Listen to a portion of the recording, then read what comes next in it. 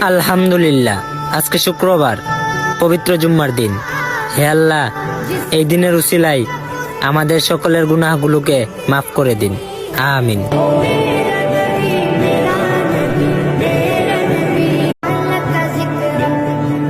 আলহামদুলিল্লাহ, আজকে শুক্রবার, পবিত্র জুম্মার দিন। হে আল্লাহ, এই দিনের উসিলায় আমাদের সকলের গুনাহগুলোকে মাফ করে দিন। আমিন।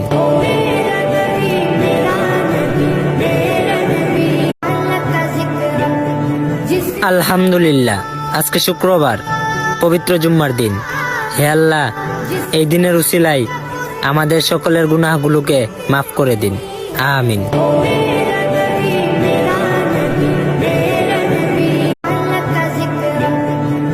আলহামদুলিল্লাহ, আজকে শুক্রবার, পবিত্র জুম্মার দিন। হে আল্লাহ,